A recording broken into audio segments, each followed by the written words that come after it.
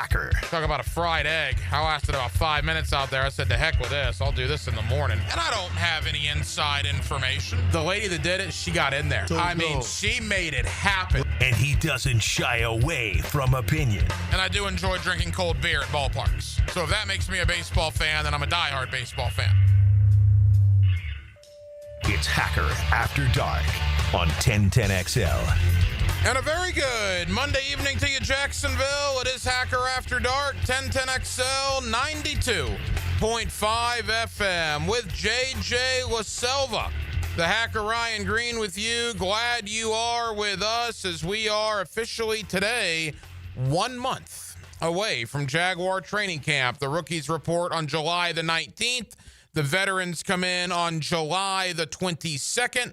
And I believe the first practice should be right around Wednesday, July 23rd. So 1 month from today until training camp. You know, it was a crazy weekend in the world of sports. Game 7 of the NBA Finals. Man, I was locked in. I was fired up. The first 5 or 6 minutes was terrific. And then, bam, the Halliburton injury, just, as Gordon Soley would say, just a shot to the solar plexus, man, of every NBA fan, every sports fan watching. Congratulations to Oklahoma City. But I was talking with Frangie about this earlier. To me, when I think of Game 7, Indiana, Oklahoma City, 3, 4, 5 years from now, I don't think the first thing I'll think of is the Oklahoma City victory. I think it'll be the Halliburton injury and how we were kind of robbed of what could have been a terrific game. Oklahoma City probably would have still won. I would have still picked them to win. I just wish we would have been able to see it. And now another team in the Eastern Conference in the NBA, Indiana joins Boston and Milwaukee, knowing one of their two best players is probably not going to play at all the entirety of next season. Damian Lillard in Milwaukee, Jason Tatum in Boston, and Halliburton in Indiana. All three blew out their Achilles during the playoffs. All three more than likely will not play at all next season. It's a problem that the NBA's got to deal with. We'll talk about that.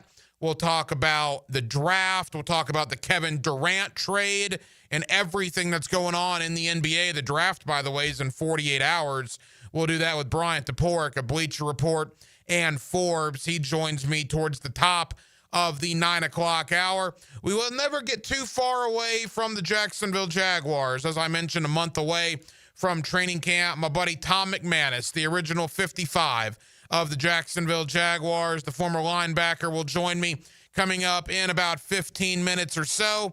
We'll talk with Tommy about the offseason that was, training camp that will be, and everything in between. So my conversation with Tom McManus, looking forward to that. That comes up in less than 15 minutes. We'll also sprinkle in a little golf, a little college football as well. It's a busy night. We're glad you're with us on a Monday here on Hacker After Dark. Every night here on HAD, we do kick it off with a big deal of the night. And JJ LaSelva, let's do that right now. Time now for the big deal of the night. What's the big deal? What is the big deal? No, because it is a big deal. On Hacker After Dark. So the big deal for the weekend here in Northeast Florida happened yesterday when Travis Hunter signed his contract with the Jacksonville Jaguars, most of which will be fully guaranteed, and he gets it right off the bat, which I like. And I also like it because I don't have to get asked about it anymore. I've gone on a couple of podcasts, a couple of radio stations. I didn't even think it was a story, to be honest. I don't even think I've talked about Travis Hunter's contract situation here on Hacker After Dark, but it was one of the first questions I would get asked over the last couple of weeks. What's the holdup? What's the delay? Is there anything going on with Travis Hunter and the Jacksonville Jaguars? And my response to every question, or every person that asked me that question, was nothing's going on. He'll be in camp. I can't foresee a scenario where he's not. And of course, that came to fruition yesterday. I also thought it was interesting and kind of funny that the Jaguar social media platform, the official Twitter handle, or X handle, I guess, of the Jacksonville Jaguars, First sent out a tweet saying they've agreed to terms with defensive back Travis Hunter, and then sent out a tweet, I believe, with the exact same photograph that they've agreed to terms with wide receiver Travis Hunter. And that goes into my big deal of the night. Now that Hunter is signed, sealed, and delivered, 4-year deal, he's here for the long haul. We knew he would be. It was a mere formality, but now it has officially happened.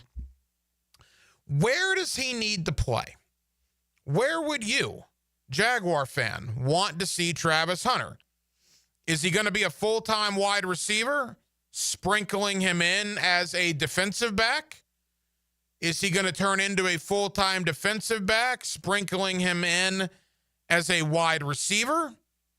Or is he going to play about the same number of offensive snaps as he is defensive snaps? Here's my thought on it. If you take Travis Hunter off the board, just take him out of the conversation for right now. Your wide receiver room is Brian Thomas Jr., De'Ami Brown, and Parker Washington. Take Hunter out of the DB conversation for a moment. Your DBs are Tyson Campbell, Jarian Jones, and Jordan Lewis. Look, Hunter's going to be used to me on both sides of the ball. He needs to be used on both sides of the ball, and I fully expect the Jaguars to use him on both sides of the ball. Having said that, I look at that wide receiver room, take Hunter out for a moment, BTJ, De'Ami Brown, Parker Washington, and I see that as a little more of a need than the DB room that has Tyson Campbell, Jarian Jones, and Jordan Lewis. I think he's going to play both, but if it's me, if I'm making the decision, he's a starting wide receiver, and he's going to be used when needed as a defensive back. Does that mean 15 snaps? Does that mean 20 snaps? Does that mean 30 snaps a game? I don't think I have an answer for you in that regard. And I'm not even really sure if the Jaguars know yet exactly the way it's going to play itself out. But I think based on the roster configuration right now, I want Hunter as a wide receiver starter, and I want him in sporadically, if not a little more than that, but you get the drift, as a DB. I know a lot of people that think the exact opposite of that. The question is, what does Liam Cohen think? What does James Gladstone think? What does Tony Baselli think? Well, I think we will start getting those answers pretty soon, once training camp gets underway, once the pads come on. Look, rookie minicamp is nice, and OTAs are cool, and mandatory minicamp is wonderful. We still don't have a lot of answers as to how this team is going to use Travis Hunter. We have a lot of thoughts. We have a lot of opinions. But I think once training camp gets here in a month's time, and once we get a look when the pads come on at where he's practicing, how often he's practicing, things along those lines, we will have a lot more certainty as to how it is all going to play out. However it does play out, whether it's wide receiver, whether it's defensive back, man, it's going to be exciting. It's going to be exciting, and I'm pretty pumped for it to see ultimately what does happen. And that's just one aspect of training camp in a month's time. You know, you got the thought about the offensive line. You got the thought about safety. You got the thought about running back. To me, there's a lot of intrigue about this year's training camp. And as we get closer in the next week or two, we'll start doing some position breakdowns. We'll start looking ahead to training camp. Just a mile-high view. You think of the 13-plus free agents that have been brought in here. You think of the 9 guys that were in the draft class. Think about that for a moment. If every free agent that they signed, every free agent that was signed during the unrestricted free agency first wave, if all of those guys make the team, and if all 9 draft picks make the team, well, there alone, you're talking about 21 guys of the 53. You're talking about, what is that, 40% of the roster, a little over 40% of the roster, just being new with the pro free agent and the draft class. Are there any undrafted free agents? What about that second and third wave of free agency? Do any of those guys, like a DeJuan Smoot, make the team. There's a lot of questions that are going to be answered in training camp. Liam Cohen, first-year head coach, Grant Udinski, Anthony Campanile, a couple of first-year coordinators. A lot of things we don't know that in a month's time we will start getting some answers to, and I personally cannot wait for that. So we'll continue the Jaguar conversation. Tom McManus, linebacker for the Jacksonville Jaguars. He was the original 55 back in 1995. Tommy Mack will join me coming up in less than 10 minutes. Quickly to the weekend in sports. We mentioned the NBA Finals. Congratulations to Oklahoma City. But again, I think that game will be marred because of the Halliburton injury. And as an Orlando Magic fan, I got to tell you, my thoughts on the future, at least for next year in the NBA and the Eastern Conference, man, Milwaukee without Damian Lillard, Boston without Jason Tatum, and Indiana without Tyrese Halliburton. Well, you want to talk about a wide open Eastern Conference. I thought this offseason was going to be pretty crazy in the NBA anyway. We already saw the Desmond Bane trade to Orlando. We saw Kevin Durant get traded yesterday to Houston.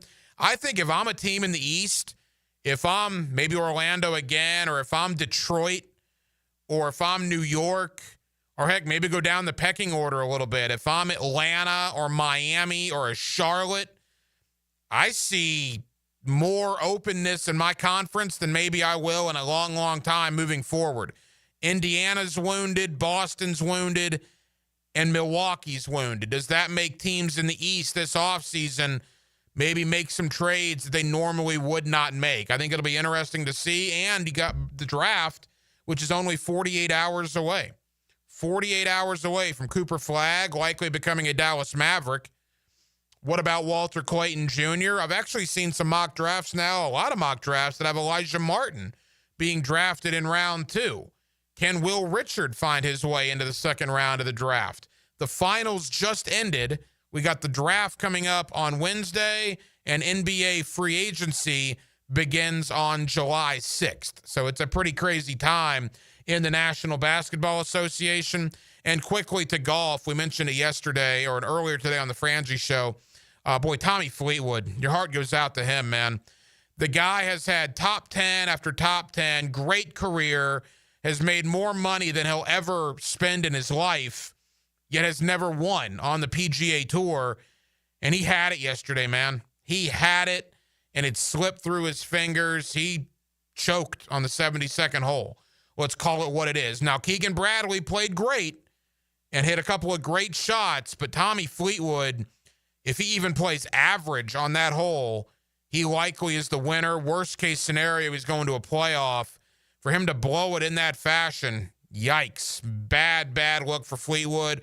I feel bad for him, but congrats to Keegan Bradley for winning the Travelers in comeback fashion. It was a heck of a lot of fun to end a Sunday on the PGA Tour. Glad you're with us on a Monday night edition of Hacker After Dark. We got JJ LaSelva in for Dylan Denmark, and we got Tom McManus, former Jaguar linebacker, the original 55 of the Jacksonville Jaguars. You hear Tommy Mack on Fridays on Jaguars Today. You hear his podcast on the 1010XL social media channels. Let's talk Jaguar offseason. Let's look ahead to training camp. And let's talk a little Anthony Campanile. We spent so much time on the offense, on Liam Cohen, on the play calling. Well, Tommy Mack's a former linebacker. Let's talk a little Jaguar defense. They were bad last year. Can they improve in 2025? We'll do all of that with Tom McManus coming up next, right here on 1010XL and on 92.5 FM. We're glad you're with us on Hacker After Dark. Running wild at the bank. Explosive run. This is 1010XL, And Jacksonville has taken the lead. home of the Jaguars. Plumbing problems? AC not blowing? Septic tank doing whatever septic tanks do? Don't call 3 different companies and play contractor roulette. Just call Duck Rooter. We handle plumbing, septic, and air conditioning all under one roof. That's one call, one company, and one bill that won't give you a heart attack. For fast, reliable, and slightly ducky service, call 904-862-6769 or waddle over to duckduckrooter.com. When you're stuck, call the Duck. Hi, Zoe Saldana. Welcome to T-Mobile. Here's your new iPhone 16 Pro on us. Thanks. And here's my old phone to trade in. You don't need a trade-in. When you switch to T-Mobile, we'll give you a new iPhone 16 Pro. Plus, we'll help you pay off your old phone up to $800, and you still get to keep it. There's always a trade-in. Not right now at T-Mobile. I feel like I have to give you something in return for karma. That's okay. I don't really have much in my purse. Oh, let's see. Hand sanitizer. It's lavender. I'm good. Seriously. Let me check this pocket. Oh, mints? Really, I'm fine. Oh, I have raisins. I'm a mom. Wait 1 sec. I've got cupcakes in the car. It's our best iPhone offer ever. Switch to T-Mobile. Get a new iPhone 16 Pro with Apple Intelligence on us. No trade-in needed. We'll even pay off your phone up to $800. With 24 monthly bill credits, new line $100 plus a month on experience beyond finance agreement $999.99 and qualifying forwarded. For well qualified plus tax and $10 connection charge. Pay off via virtual prepaid for up to 15 days. Credits end and balance due if you pay off early or cancel. See T-Mobile.com. If you're at home on the range, tee it up with the Edwin Watts Golf Hour. Tour news, local updates, and the latest gear. The Edwin Watts Golf Hour. Saturday morning at 10 on 1010XL. The judge swings a gavel and I pound the hammer. I'm not judging, just hammering. Hammer time with Hayes Carlyon, weekdays on The Frangie Show. On 1010XL, driven by Kia on Atlantic. Here's your 1010XL First Coast Community Calendar. Dreams Come True is a local wish-granting organization giving dreams and special times to local children battling life-threatening illnesses. Find out how you can help at dreamscometrue.org. The Wounded Warrior Project provides what medicine and technology can't: community, counseling, and a second chance. Find ways to help at woundedwarriorproject.org. If you're between ages 16 and 24, you can learn a career in construction, electrical, plumbing, or masonry with free training from the AMI Kids Florida Registered Free Apprenticeship Program. Call 576-7337. There's a critical need for all blood types. Please consider donating at a local blood donation center. If you could benefit from a grief and loss support group, call Haven Hospice at 279-1677. If you're involved in a community event and you'd like us to help spread the word, find out how at 1010XL.com. Hey folks, Mike Dempsey here for Dandy Foods, a Jacksonville family business now for nearly 70 years. Heck, I've been talking about Dandy for over a decade. The Thompson family secret: Dandy's never frozen, always fresh baked bread and quality meats and cheeses. No dry, crumbly subs here, only soft and tasty deliciousness. When I see the logo with the little dude with the cane on the label, it tells me that I'm getting a trusted brand, a quality sandwich. So do what I do, stop in at a gate and make yours a Dandy today. If you're tired of weekend projects turning into weekend disasters, you're not alone. Building a fence isn't as easy as it looks. And let's face it, your neighbor still hasn't fixed his lopsided masterpiece. But Superior Fence and Rail makes it easy.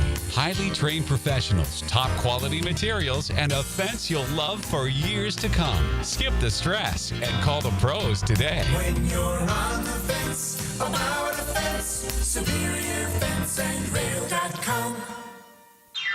Hey everybody, Jennifer Marion with Randy Marion Cadillac in Jacksonville, here to say hello, and we'd sure like to have your business. You know what? They're going to love the king of price. My dad believes in making great deals and having a great selection in stock. Cadillac XT4s, XT5s, and XT6s, and Escalades. The all-electric Cadillac Lyriq. CT4s and CT5s. Cadillac luxury and selection is just waiting for you. At Randy Marion Cadillac, Southside Boulevard, Jacksonville. And don't forget, tell them Jennifer sent ya. Are you experiencing high energy bills? Now is the time to upgrade your old inefficient windows and doors. Don't miss Renewal by Andersen's 30th anniversary sale. For a limited time, buy one, get 130% off all windows and patio doors. Visit bestwindowsflorida.com now to take advantage of this incredible offer. But hurry, this offer won't last long. Renewal by Andersen. Superior products, exceptional service. Restrictions apply. License number CGC 1527613. Spring has sprung, and so have the bugs. It's Hayes Carlyon and my friends at Kingfish Pest Control offer an exclusive $99 spring special. That's right, your initial pest control service is just $99. And if you call today, they'll include a free one-time mosquito treatment. Kingfish Pest Control is family-owned, 5-star rated with no binding contracts, and 100% satisfaction guarantee. Call them now to book your service. Only at Kingfish Pest Control, proud partner of the Jacksonville Jaguars. When you need a mechanic you can trust, call Sam, Harry, or Joe at AA Automotive on Richard Street. From oil changes to complex engine repairs, AA Automotive promises expert service and honest pricing from a local family biz. AA Automotive on Richard Street. 1010XL is presented by Farah and Farah, exclusive injury law firm of the Jacksonville Jaguars. Protecting you and your family. Call 396-5555. Jacksonville. Now, another great guest on the Checkmate Coatings phone line. Hello. Your floor's missing piece. Back here on 1010XL and 92.5 FM in the city of Jacksonville. We are glad you are with us. The Jaguar offseason in the rearview mirror. We are less than a month away from training camp and kicking off the 2025 season. Let's look back on what was arguably one of the craziest off seasons in Jaguar history. Let's look ahead to training camp as well with the original 55 of the Jacksonville Jaguars, former Jaguar linebacker Tom McManus. You hear him all over the 1010XL airwaves, and we're lucky enough to have him here on Hacker After Dark. Tommy, how we doing? What's up, Hack? How you doing, buddy? Tom, I'm good. Hope your summer is going well, man. And what about that? You know, I was talking to Brian Sexton and JP Shadrick about this last week. I mean, you're a former player here. You've lived here now for since your playing days. This offseason was wild, man. I mean, everything, one thing after another, day after day. How would you summarize the offseason in totality here in Jacksonville? Well, it's a new beginning, you know, which makes people excited, you know, out with the old and in with the new. And, you know, it happened kind of fast, happened kind of wild, like you said. You know, Shad Khan went in a direction where, you know, he went for first-timers across the board, you know, from the head coach to having Tony DeCelli as an EVP, James Gladstone as a GM, the coordinators, et cetera. But, you know, with that comes a lot of hunger, I feel like that. So I feel like it's a new beginning, but it's a hungry beginning because they all know what we want in this town. And that's just a hard-working, ass-kicking, winning Jaguar football team. And we'll love you forever. Tommy, you were out at OTAs. You were out at minicamp. It's obviously helmets and T-shirts, but that's all we have to go on right now. The newly signed Travis Hunter signed his contract yesterday. What did you see out of the Heisman Trophy winner out of Colorado? Listen, he's fast. He's smooth. You know, he's got good hands. You know, he can play. Obviously, he's going to play both ways. You know, he's good. Listen, I mean, I just don't know. Like, I know people, you know, they watch me Colorado and they're thinking all these things, and maybe it transfers. Maybe it does. But I'm one of those. I just got to see it because, look, we all know who he was playing against in college. He ain't playing against them in the NFL. It's a totally different animal. But I like him a lot, and I think he's going to bring a lot of energy and a lot of juice. I do think, in my opinion, it sounds like a lot of guys are thinking more corner. But, man, let him complement our alpha number one in Brian Thomas Jr., and let that guy get one-on-ones. I mean, I'm telling you, that would be a tremendous weapon to have on the offensive side of the ball. And, look, I'm looking forward to see what he can do at corner. You know, and it sounds like he, you know, he's got the goods to do it. So, you know, like everybody else, man, I'm waiting to see it. Former Jaguar linebacker Tom McManus. Tommy, is it possible to do what they're talking about, playing a majority of the snaps on both offense and defense? Is that physically possible to do?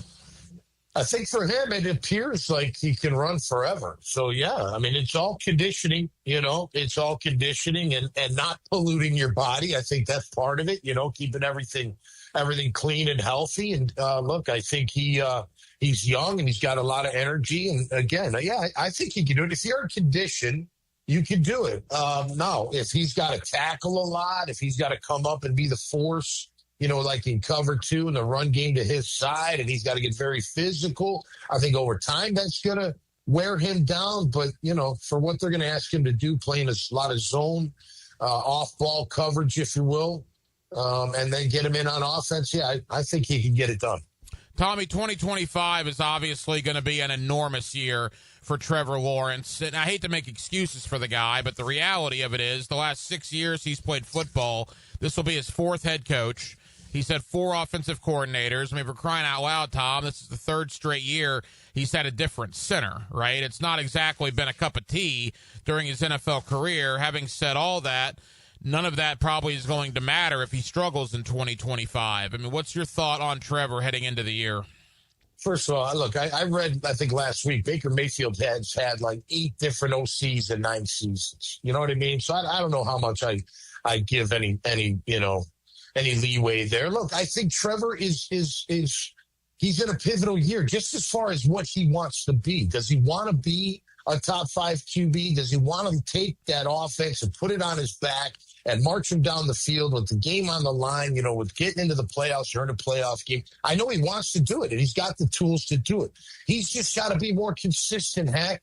I mean, listen, you saw it during the offseason, all offseason. He'd make a wow throw where you're like, wow, that was a great throw. And then he'd miss 2 in a row that are wide open, and he should hit them no problem. And you're like, okay, here we go again. It feels like a little bit of the same. But I do believe with Liam Cohen, I think Liam Cohen's a straight shooter. I don't think he holds anything back. You saw that when Trevor came out with comments about his footwork earlier in the offseason. That came from Cohen. He knows he's got to fix that. He's got to work on that. So I think, look, if Trevor Lawrence he doesn't even have to be top 5, all right? I throw that out the window. Just very good, right?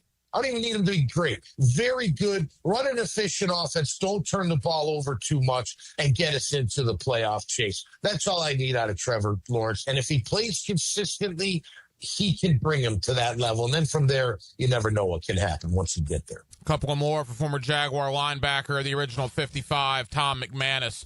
Tommy, you mentioned Brian Thomas earlier. We've talked so much this offseason about Travis Hunter, about Trevor Lawrence, but I got to tell you, man, for that 2-minute stretch during minicamp that Brian Thomas laid on the ground and we didn't know what the injury was, you could have heard a pin drop in the Miller Electric Center. Thankfully, he got up, walked off to the sideline. It turned out to be a shoulder, is what Liam Cohen said. He was back at practice the very next day. But that 2-minute, Tommy, when he was on the ground, that put in perspective for me just how vital Brian Thomas is to this whole situation. Well, and here's the thing. We've seen him do it. He's a clear wide receiver 1. He's a clear X. He runs all the routes. Even the tough catches, can go deep, can take it to the house on any given moment from anywhere on the field. Will do the slant, will do the deep dig over the middle, runs a great out route. I mean, we didn't know these things when he first got to Jacksonville. We thought, okay, kid scored 17 touchdowns as a senior. I guess he can go deep and make some things happen. Well, guess what? He's a fully rounded, well-rounded wide receiver. And if he's not in the game, now that means Travis has got to become that alpha dog. I'm not saying he can't, but we already know that Brian Thomas can at an extremely high level. So you're right. He is pivotal. Look, I love Travis Hunter. I love the excitement. I love it. He's the number 1 player to draft with a lot of balls to go up and get him. I love it. I love all of it. But I'm still like, show me, but I got to see it. But I've already seen it with Brian Thomas Jr., and he is pivotal to the success of this offense and pivotal to the success of the team in 25 and moving forward. He is an absolute stud wide receiver number 1. And, man, we got to utilize him a ton because he's that good, in my opinion. Tommy, we talk about chemistry on the offensive line, cohesiveness, familiarity, and the Jaguars went out and brought in 6 new offensive linemen, 4 in free agency, 2 in the draft. Certainly there'll be some holdovers from last year. There's going to be some position battles in training camp, no question about it. But what is your, level of concern, being a former NFL linebacker, about the Jaguar offensive line? Well, I'm not concerned just yet because, in all fairness to them, that they haven't been in pads, and defense is going to look good without pads on because you can shoot gaps, you can use your speed, your agility, and that type of thing. But the equalizer is when they put the pads on, and hopefully Liam Cohen it sounds like from what I heard Tony talk about on the drill about being as physical as the league allows them in training camp. I hope that's true because there's only one way to find out what your offensive line is made of, and that's to get down and dirty and get mean and nasty, even in practice, even if it's for short periods of time. But you got to see what they bring to the table. Right now, I don't know, Hack. I really don't. And I don't think anybody does. You can tell me this, you can tell me that. But until we see these guys work together, first against their own in pads, then against the opponent, and then in a game, and then let's see what we have. Right now, I don't really know what we have up front. We got some names. I'm sure they're fine offensive linemen. Are they great offensive linemen? I don't know that yet. I don't think our tackles are great. I think they're good. I think they can be better than good. But right now, I think they're just good. The interior guys, I like Macari. I think Macari's an animal, and we need that. I'd like to see this young kid from West Virginia, Wyatt Millam, and see what kind of Milam. Sorry if I mispronounced that, Wyatt. You're much bigger than me, and I hear real mean and nasty, which is great. But you know what? I got to see that. Because let's be honest. If you do not protect your QB, and I'm not even just talking Trevor, we saw it in the Super Bowl. You don't protect your QB and give him time to at least make that first read throw, your offense is going to struggle, and it's going to struggle mightily. So I don't know about the offensive line. I'll tell you, I walked away from the offseason, Hack. I don't know how you felt, but I'm just like, I don't know. I didn't walk away going like, okay, this team's going to be dangerous. Oh, this is a contender. Oh, they're going to win the side. I'm just like, I don't really know, and I think a big part of that not knowing is not knowing how our offensive line is gonna perform each and every week, and we're gonna find out as time goes on. We're gonna find out who the starting five is once we get going in training camp. Final moments with Tom McManus. Tommy, let's go to your bread and butter, the defensive side of the ball. Again, we're not going to know anything until the pads come on, until preseason games start. But Anthony Campanile, there's certainly an attitude there with him. Now, I'm not going to try to get too fired up because we were fired up about Ryan Nielsen last year, and that blew up in our face. But what are your early returns on Campanile and the defensive scheme? Yeah, I got to meet Coach Campanile after practice one day. We had some things in common. He played at Rutgers. My dad played at Rutgers. He's a boxing historian, and my dad used to spar a guy named Two-Ton Tony Galento. He's like, yeah, here, I know Two-Ton Tony Galento because he fought in a gym out of Orange, New Jersey back in like the Great Depression era. No, I like him, man. And look, he came from Jeff Hafley, who was the Boston College head football coach. I got to know Jeff a little bit, really regarded as a really bright-minded defensive coordinator. Anthony Campanile comes in with a lot of fire, a lot of knowledge, but a lot to prove. And look, you can look at that a couple different ways, but the way I'm looking at it is he's hungry, and you can tell he's hungry. I think they're all hungry, in their own kind of way. They all want to say, okay, yeah, well, we're first timers, we get it. Maybe there's a lot of doubters, maybe there's a lot of people that don't think we deserve it, blah, blah, blah, whatever it is. Well, we're here to prove you wrong. And we're going to prove you wrong by winning. And we're going to get the right people in place with the right attitude and the right character and the right, nastiness and all that stuff that goes along with it. And we're going to provide this team and this league a winner.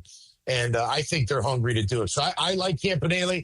It's all going to come down to our front. I think our front four, with Mason Smith and Eric inside and the two studs on the outside, I think, now, again, going back, who were they going against? Our O-line, who's not in pads. It looks like they dominated a lot. I know in the OTAs, that D-line was in the backfield like every play. I mean, it was ridiculous how many times they were in the backfield. Now, O-linemen are finishing blocks. They're not doing all that stuff. But if our D-line is as formidable as I think it can be, I think we can have a really special defense. I really do. I think that front four can be quite dynamic, and I think Campanile is going to be aggressive enough to bring extra when needed, surprise them with some blitzes, and get after it. The only thing is, when you're a zone cover team, you really got to have pressure.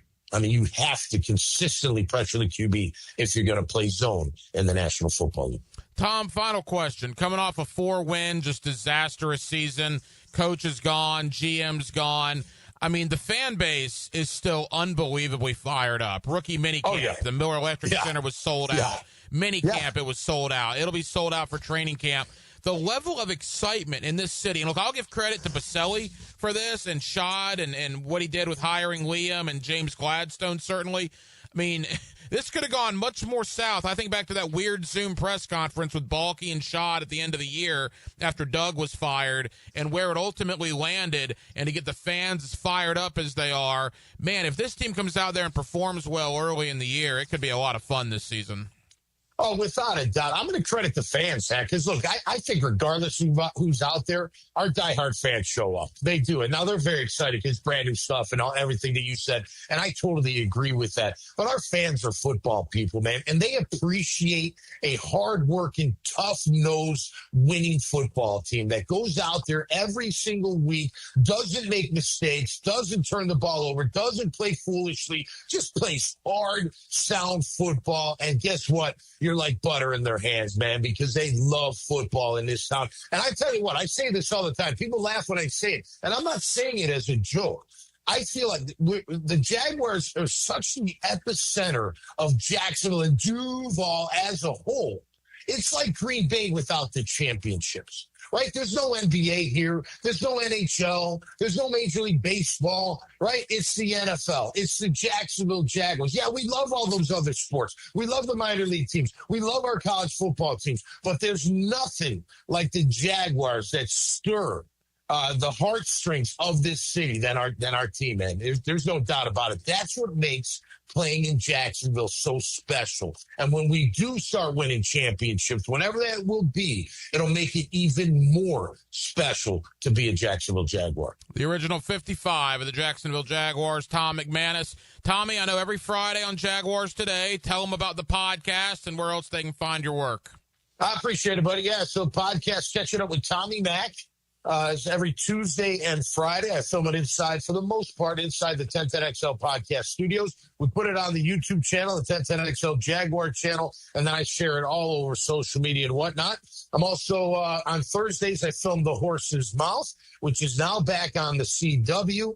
And we're looking at ABC and NBC, and we're taking it on the road, Hack, after 4th of July. The Horse's Mouth will be at Lynch's in Jacksonville Beach from 4:30 to 6:30 on Thursdays. And we're going to have a slew of celebrity types and all different types of guests that will come through. Yeah, if memory serves, you and I have had an evening or two out at Lynch's back in the day. Or 7 or 10. Yeah, exactly. Yeah, I still occasionally frequent that place. I don't doubt it. Tommy Mack, Tom McManus. Tommy, appreciate it, brother. We'll talk soon. All right, Hack. Thanks, bud. Take Jacksonville with you. There's no place like home. Listen to 1010XL away from home. Oh, but anyway, Toto, we're home. Home. Download the 1010XL and XL 92.5 FM apps for free on Apple and Android devices. Hacker here, and it's been a crazy couple of weeks. Went on a cruise, went out to Las Vegas. There's been a lot going on, and the good folks of Awaken 180 understand that life goes on, man. It's all about losing weight. It's all about getting healthier, but the coaching I get with Awaken 180, my coach Kate, we make game plans for these trips. We talk about things to do, things to try to avoid, but she also understands that it's vacation, right? It's about life. It's about having a fun time. So right when we get back from these trips, I get right back on the program. Been doing it for over a year now, down over 100 pounds in the maintenance program. Awaken 180 is absolutely life-changing, but they understand life, which makes them a lot different from a lot of other weight loss programs. If it's time for you to drop some weight like it was for me, go to awaken180weightloss.com. That's awaken180weightloss.com, or call 844-346-1800 and get involved with Awaken 180 Weight Loss. Bueller. Stay cooler with Bueller. Hey, pal. Pretty nice weather we're having, huh? You think this is nice? I mean, it's sunny, warm. We do live in Florida. It's not all upside, Jason. Warm weather comes, so all the cool people hit the beach. My old air conditioner craps out, so it's 1,000 degrees inside, and I'm stuck on a video call in my underpants trying not to sweat through my... Wait. Put these sunglasses on. I'm not going to put on your... Whoa. The air conditioning experts at Bueller Air and Plumbing can keep your home office cool and comfortable all summer long. You look good in your meeting, impress the big guy with your cool confidence, maybe finally make assistant deputy regional manager.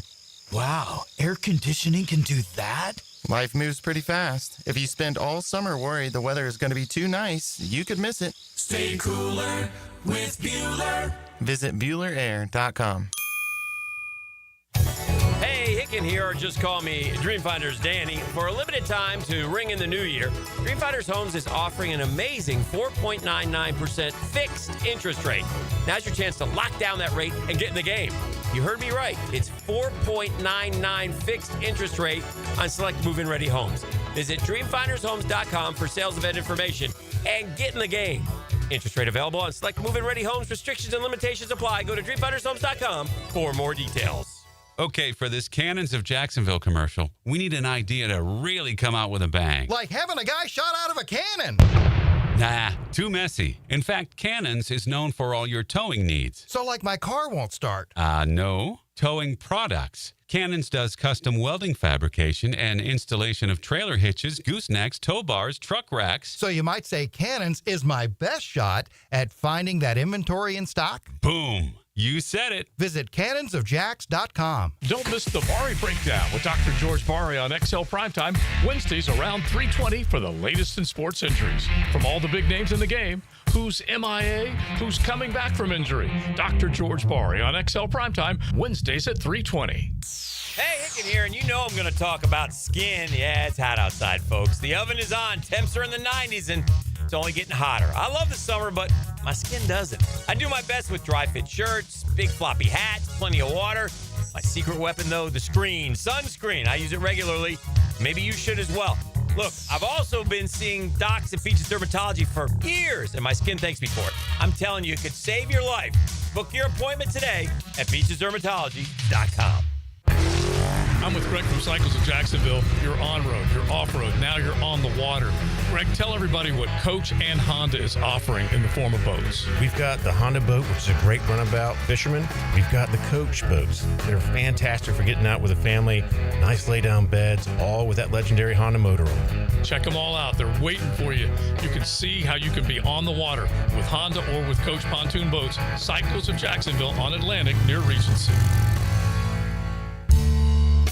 Hey, Hicken here. Tired of glasses or contacts? Discover customized vision solutions at Bowden Eye & Associates. Dr. Bowden's team offers cutting-edge options like EVO implantable Collamer lenses or refractive lens exchange and classic LASIK, designed to fit your life. Picture perfect vision for reading, driving, or just enjoying the day. It's easier than you think. Call now for your free screening. Bowden Eye & Associates, they're keeping the First Coast focused. Instant Keys. You don't have to go to the dealer. Instant Keys comes to you. Instant Keys saves the day if you have lost or broken keys. They can program new keys and remotes for nearly every make and model of vehicle at a fraction of the dealership cost. Fast, honest, and reliable locksmith service. Call 722-1111. Instant Keys. Instant Keys. You don't have to go to the dealer. Instant Keys comes to you. Are your kids ready to play this summer? Come check out The Y. Summer is a time for kids to explore new things and expand the limits of their imagination. At The Y, summer camps every day is a new adventure. Kids can learn about STEM, arts and humanities, athletic sports, outdoor games, and more. Registration is now open, but space is limited, and spots are filling up quickly. Learn more and find your adventure at fcymca.org. Search Summer Day Camp. 1010XL is presented by Farah & Farah, exclusive injury law firm of the Jacksonville Jaguars. Protecting you and your family. Call 396-5555. Jacksonville.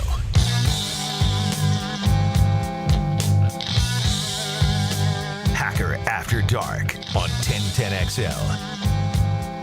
Thank you to my buddy Tom McManus for joining me tonight here on Hacker After Dark. Had a little Rumble throwback visions to you longtime sports radio listeners. Love doing that show with Tom back in the day, and always appreciate him joining us here on 1010XL and on 92.5 FM. Later on in the 9 o'clock hour, we'll switch things up to a little college football. Andrew Ivins, National Scouting Director, 247sports.com, was out at the Elite 11 camp late last week out in Los Angeles. That's where Gator quarterback commit Will Griffin competed. We'll talk a little Florida recruiting, a little Florida State recruiting as well with Andrew Ivins of 247sports.com. That comes up towards the bottom of the 9 o'clock hour. We will talk a little NBA. Look, the finals ended last night, and it is a shame because, and I'm guilty of this, I was guilty of it on the Frangie show, and I've been guilty of it in the first 40 or so minutes here on Hacker After Dark. The Oklahoma City Thunder won 68 games in the regular season and are now NBA champions. Shai Gilgeous-Alexander was the league MVP in the regular season. He is the finals MVP. It's one of the great seasons in NBA history. And yet, all I've talked about is the injury to Tyrese Halliburton. So let me spend a moment on the Thunder. Sam Presti, the general manager, putting this team together, man, absolutely incredible job. Not only did Oklahoma City win 68 games, not only did they win the NBA championship, but they did it with a very, very young basketball team. Chet Holmgren and Jalen Williams aren't even close to being 25 years old yet. Shai Gilgeous-Alexander, I believe, is like 26, right? You got all these youth on this basketball team, a sprinkling in of veterans, but quite honestly, not very many. And the crazy thing about Oklahoma City is, at least for next year, they're not going to have a lot of contract issues. They're not going to have to cut salary. It's going to be basically the same team, and they got a ton of draft picks coming up. I mean, they have 2 first-rounders Wednesday night in the draft, picks 15 and 24. They got a ton of draft capital in the next couple of years. This thing could last for a while. Now, what the NBA has mastered, quite frankly, a little bit better than the NFL, which is pretty surprising, is the NBA has mastered spreading the wealth. We've had 7 straight years of a different NBA champion.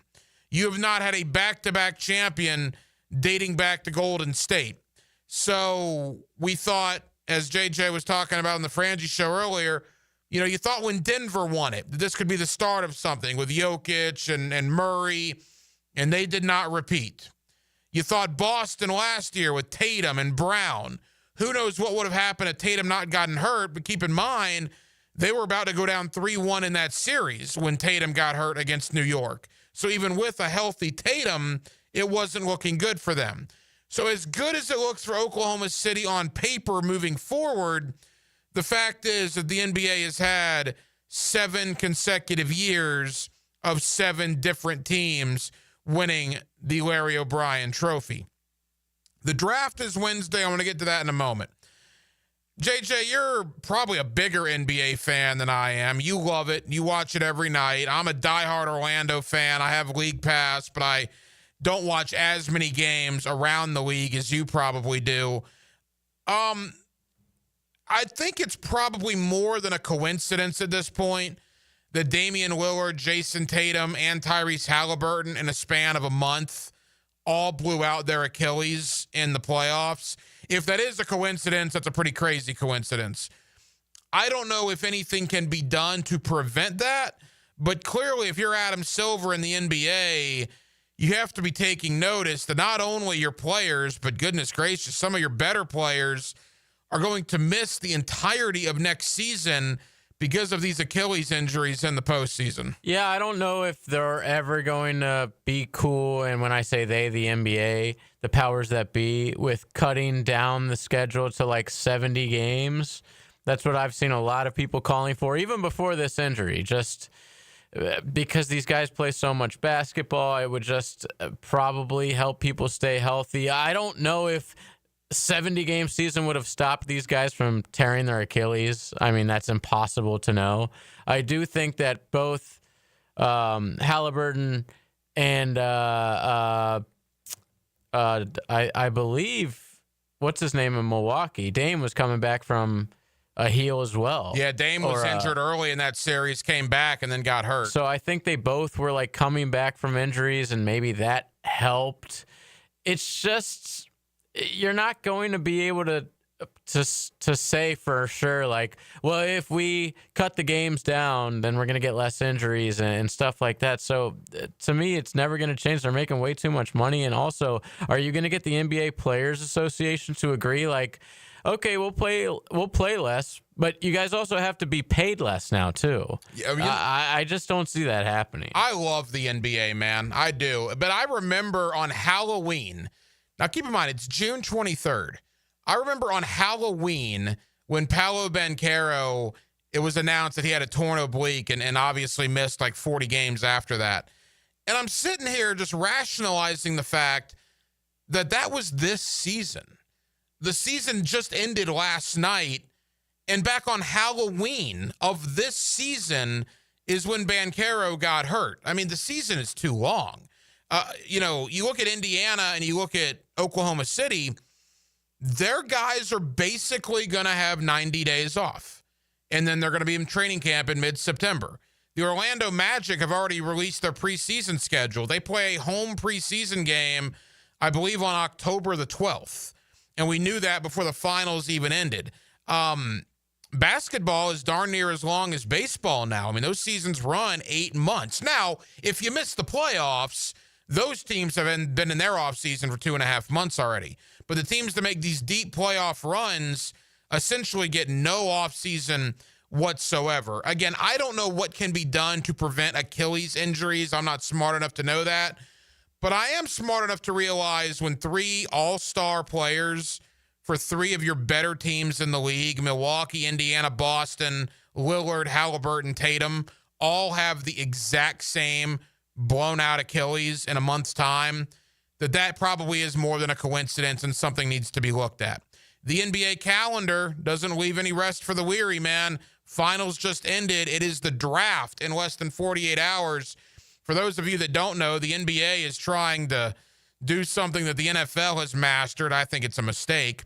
Round 1 of the NBA draft will be Wednesday night at 8 o'clock on ESPN and ABC. JJ, they're having round 2 on Thursday night by itself on ESPN.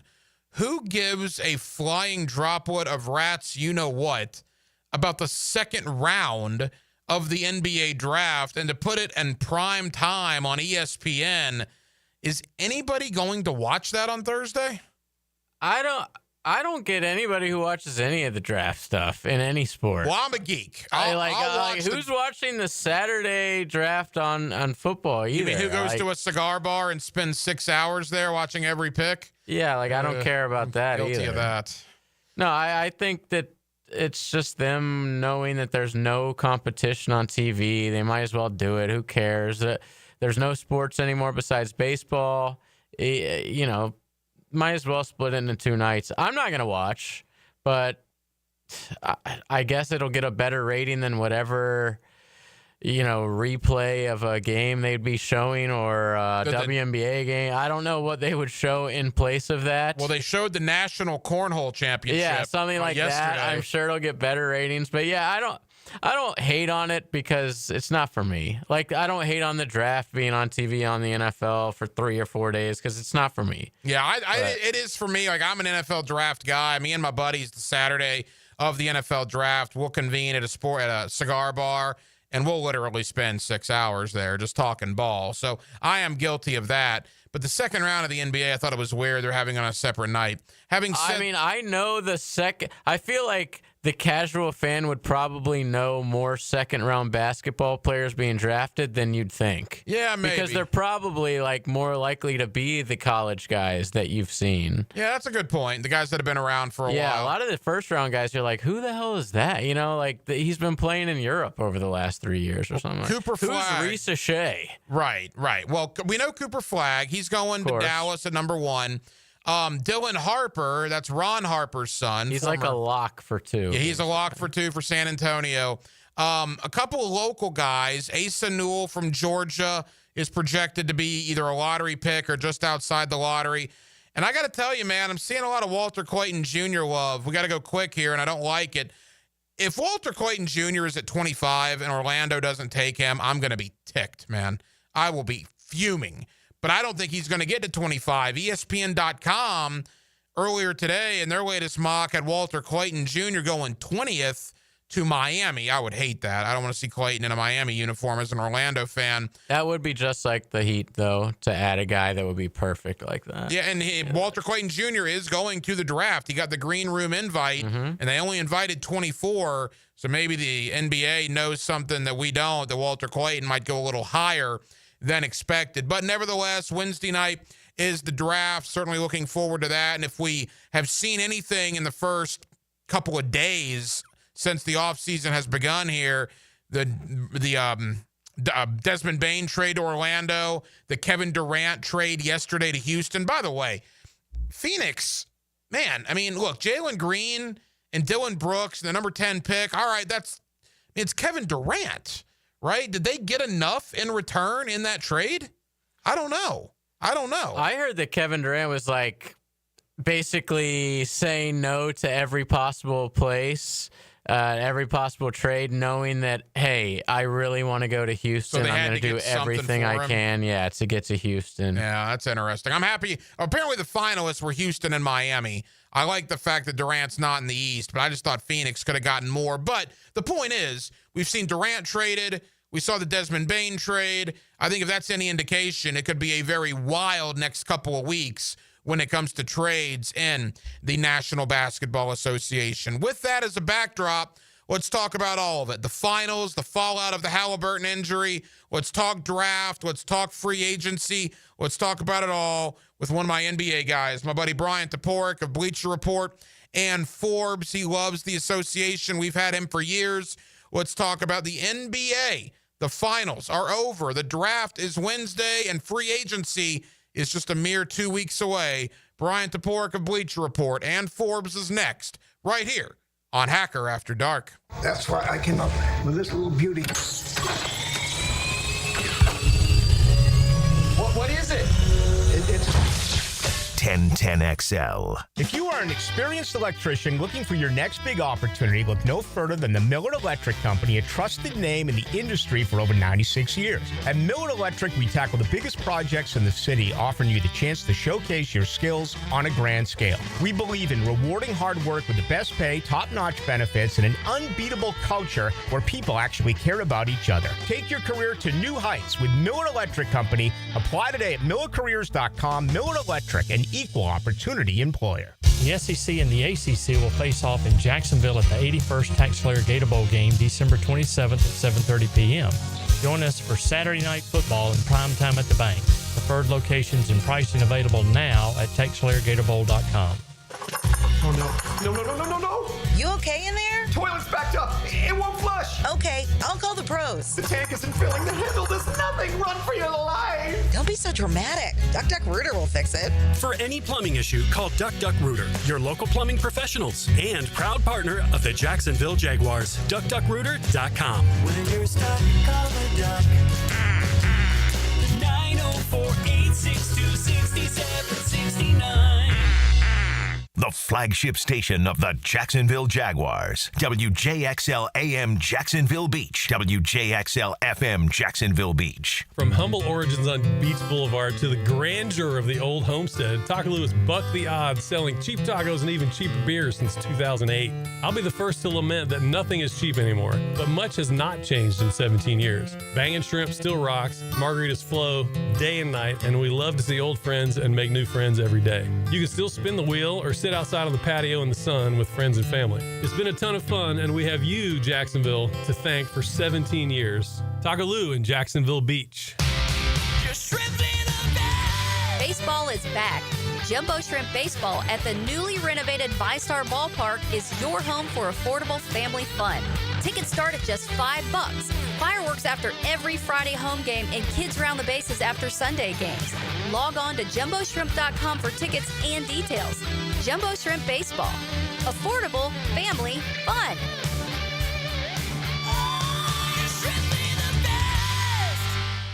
Storms don't wait, so why should you? Protect your home and your wallet with Universal Roof and Contracts. Save 15% on roof replacements and repairs now through June 30th. And financing is available with payments as low as $115. Call 855-ROOF-HELP for your free inspection. Universal Roof and Contracting. Protecting your home, building your trust. License number CCC 057165, CBC 1258484. UniversalRoof.com. Hi folks, Jason Parker here with Performance Painting. Ever wonder what to do with leftover paint that you don't want? Here's a few options. Paint can be placed in the regular trash if it's dry. Simply stir in kitty litter to a thick consistency.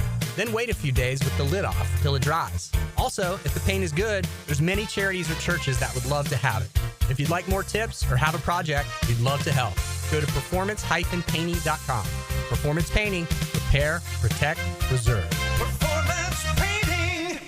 Is your backyard ready for the big leagues? Pick it here for Surfside Pools. Serving Northeast Florida since 1977, they have the home field advantage. Family owned and operated, offering weekly pool service, equipment repairs, commercial maintenance, remodels, and new pool construction. Let Surfside Pools make your backyard dreams a reality. Are you ready to float happy? Visit SurfsidePools.net or call 904-246-2666. Surfside Pools and Spas, your hometown MVP. License number CPC 044080.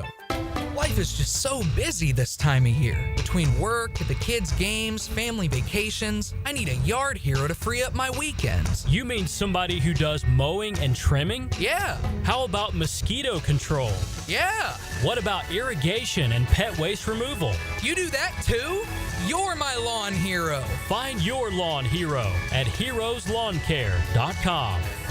Heroes Lawn Care, because every lawn needs a hero. I'm Brendan with Checkmate Coating. We transform pool decks, driveways, and patios with pro precision. Checkmate Coating, your floor's missing piece. Checkmate Coatings, your floor's missing piece.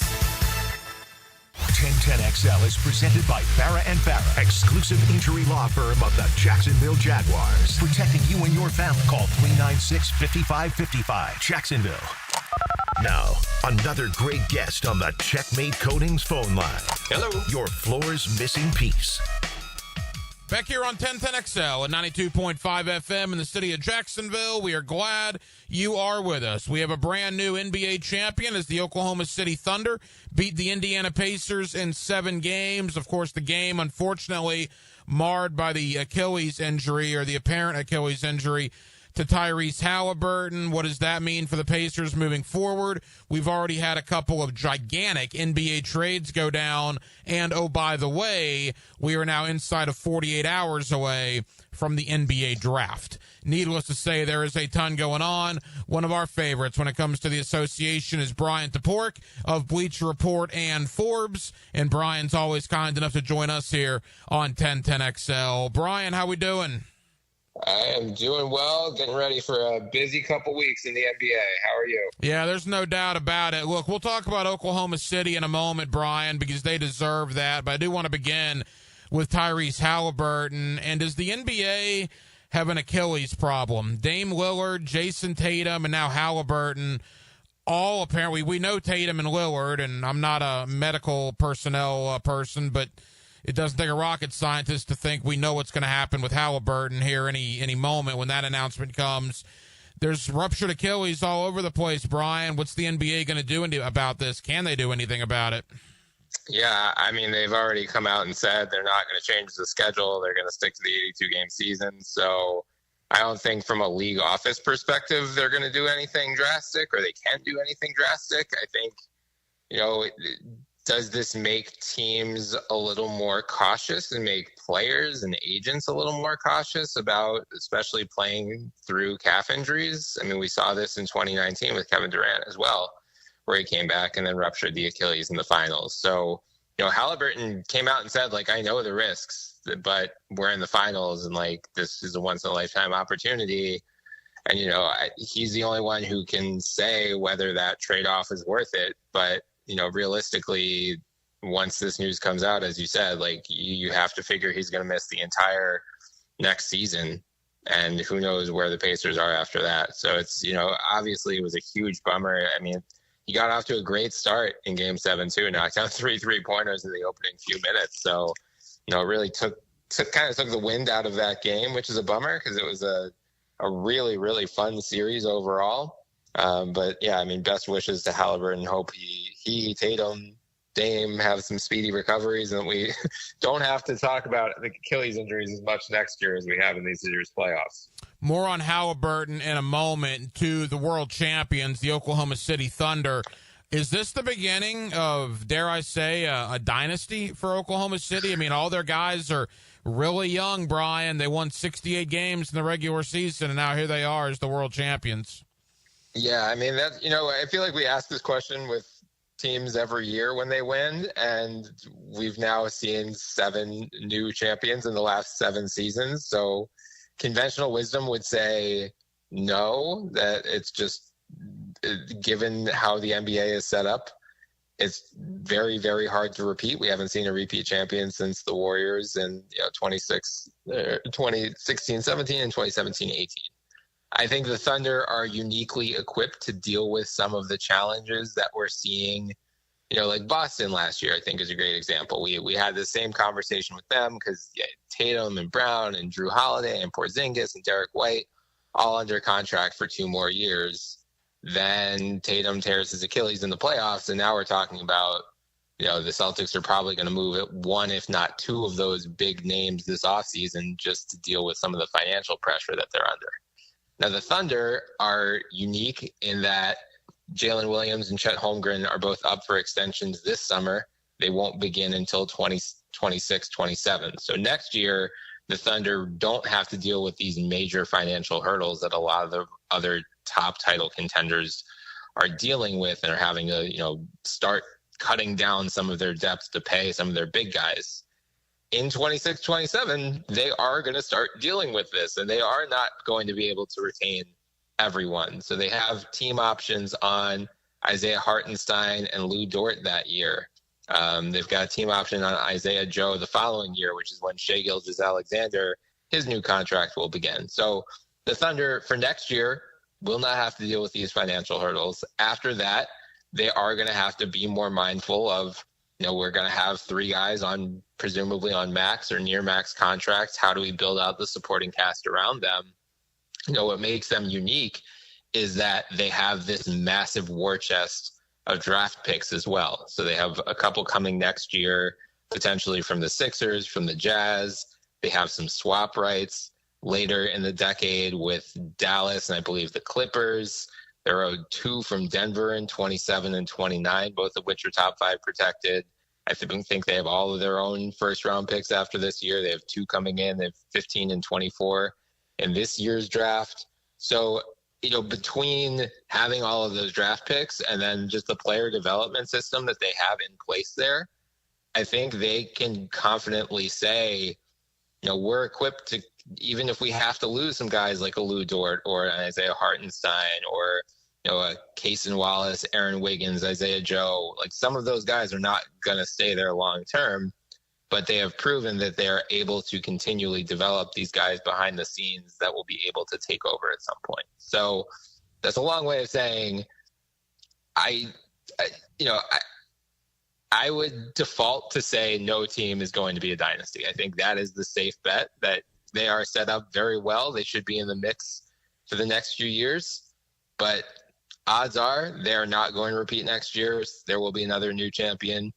And, do they win 1 or 2 more rings with this build? I could absolutely see that. But it also wouldn't totally shock me if this ends up being the peak just because of the financial pressure that they're going to be in after next season.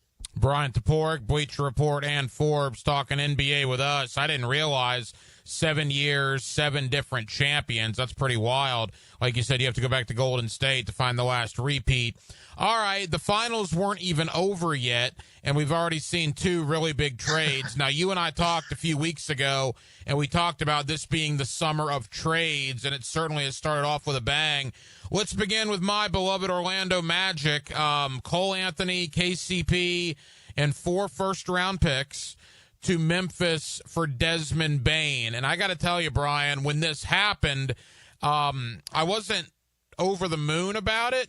But as I've sat back and thought about it over the last week and let it wash over me and seeing injury problems, unfortunately, with other teams in the East, I'm beginning to like this trade more and more for Orlando. What's your thought?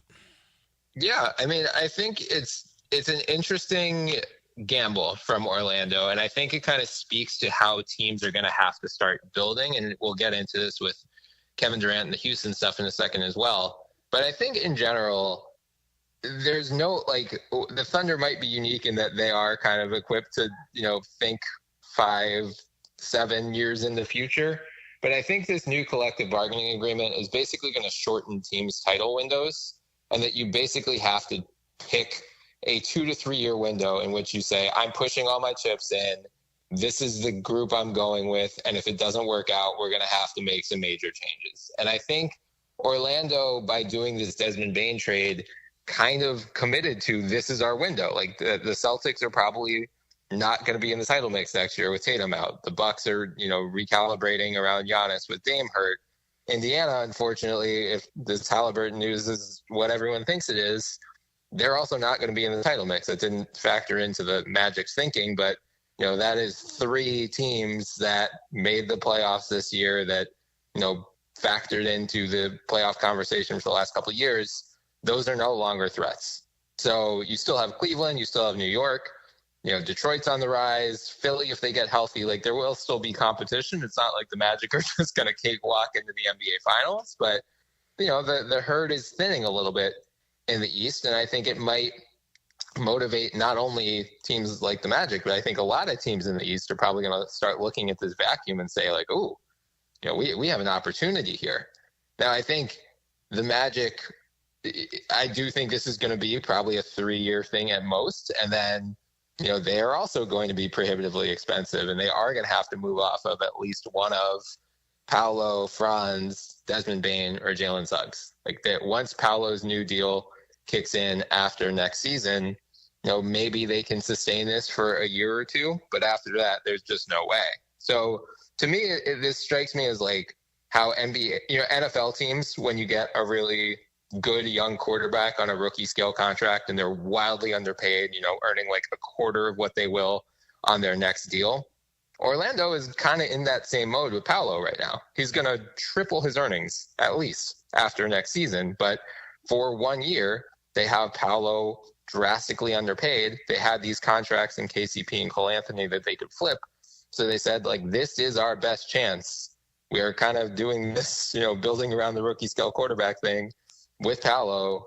We have this financial flexibility. Let's take advantage of it, especially given the vacuum with, the Celtics and Bucks going at least out for next season in the title mix. And, you talk about Suggs, Bane, Franz Wagner, Paolo Banchero. You mix in Wendell Carter if they decide to keep him.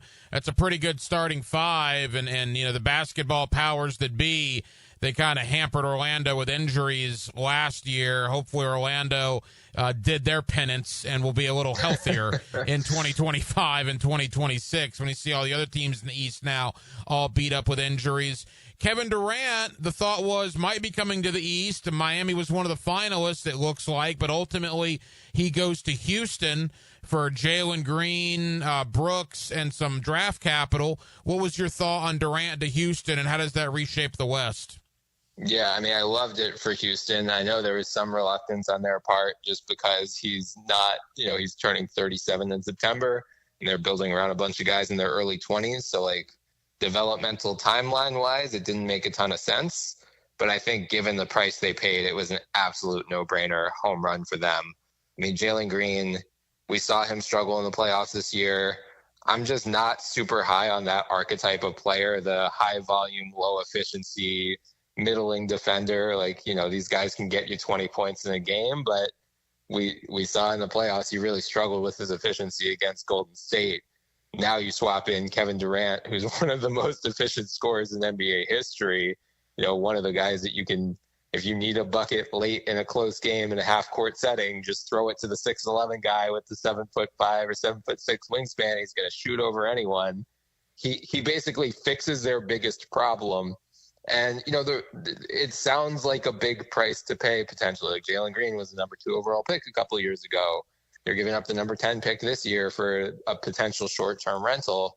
But, one, this goes back to what I was just saying. Like, I think title windows are shorter. And much like the Magic with Paolo, the Rockets have Amen Thompson for 2 more years on a rookie scale contract. He is also going to, quadruple his earnings after that is over.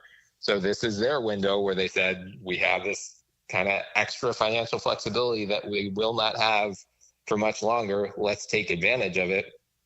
And they have, they spent the number 3 overall pick on Reed Shepherd this past year, who barely saw the floor for them this season. Like, they just have, too many high upside young players, and they didn't have enough minutes for them. So this, effectively, you're upgrading from Dillon Brooks to Kevin Durant, and you're, opening minutes for Reed Shepherd by moving Jalen Green. I think it's a clear upgrade for the Rockets. I think they're right. I think the title odds have already come out. The updated ones for next year. OKC is the favorite, but I believe the Rockets are right in that next tier with teams like the New York Knicks, Cleveland Cavaliers. So odds makers are very high on the upside of this team.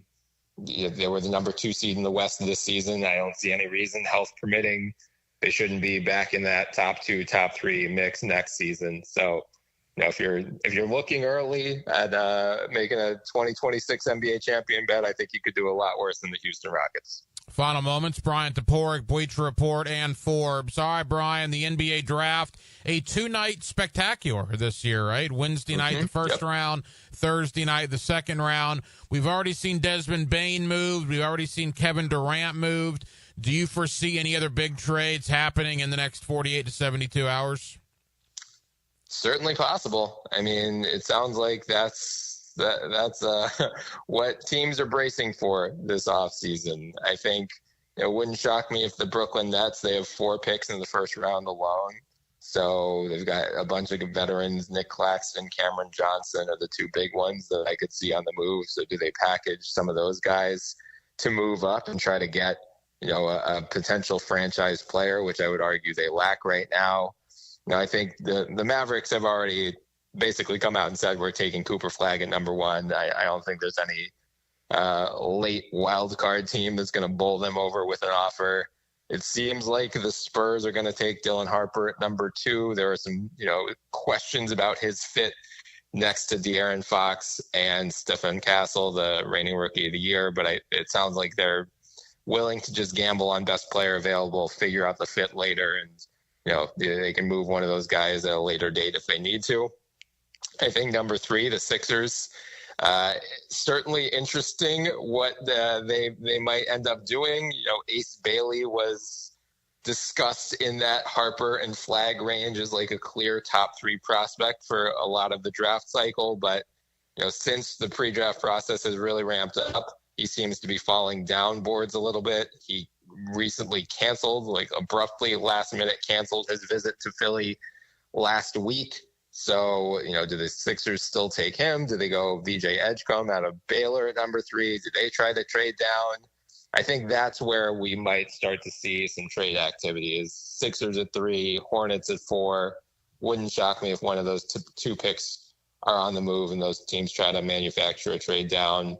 Sounds like Giannis is staying put in Milwaukee based on all reports so far, but would not shock me. I mean, there's a lot of teams right now, again, that probably see, especially in the East, things are looking relatively wide open. So now's the time to take these big swings. The finals just ended. The draft is Wednesday. Free agency is July 6th. And then the NBA Summer League is right after that. It's going to be a crazy month, even though it's in the offseason of the National Basketball Association. Brian Toporek, Bleacher Report, and Forbes. Brian, I know you're busy. Thank you for the time. We'll talk later in the summer, pal. Of course, anytime. Thank you for having me. More videos, more podcasts, more Jaguars, preps, and college football. More of everything you love about Jacksonville sports at 1010XL.com. Brackish Vodka, the spirit of the sportsman and proud partner of the Jaguars, is poured at Southern Coast Seafood, now open Mondays. Enjoy craft for $12.99 a pound on Tuesdays. Drink Brackish Wednesdays with $1 oyster on the half shell. Brackish Vodka is the first clean craft vodka made right here in Jacksonville for whatever your sport is. If your sport is crab at Southern Coast, your vodka is Brackish. Southern Coast Seafood, now open Mondays. Brackish Vodka, proud partner of the Jaguars. Rick Ballou for Coy Dental. That's right, Carlson Dental is now Coy Dental. Dr. Lee has been practicing there for 9 years, has purchased the company. The Coy Dental team still has the same great dentists and staff. And remember, if you get nervous visiting a dentist, don't. There's never a problem at Coy Dental with light sedation for cleaning and deep sedation for all your restorative needs. Coy Dental, 2 locations in Jacksonville. Have you been diagnosed with moderate to severe opioid use disorder?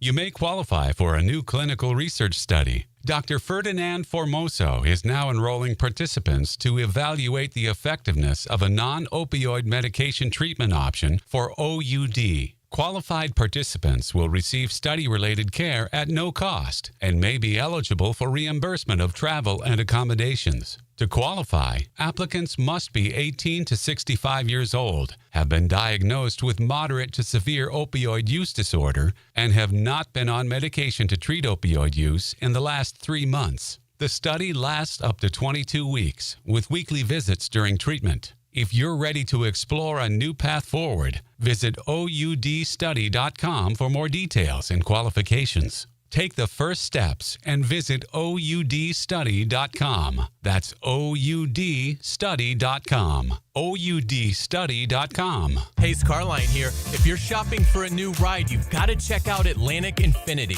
Not only do you get a luxury vehicle, you also get the Atlantic Infinity Promise Free with every new car. That's almost $2,500 in added value just for buying smarter, and you don't have to sweat it out on the lot. Shop in their indoor climate-controlled showrooms. It's cool, comfortable, hassle-free. They're on Atlantic near St. John's Bluff, or browse anytime at AtlanticInfinity.com. If fishing is in your DNA, hop in the boat with Captain Kevin. It's the Ring Power Fishing Forecast Show, brought to you by Awaken 180 Weight Loss and Royal Pest Services. Thursday nights at 6 on 1010XL AM. Mike Dempsey, and now's the time to get your roof hurricane ready with Apex Roofing and Contracting of Jacks Beach. Look, our rainy season is no joke, and if your roof's got damage, leaks, or it's just plain worn out, don't wait.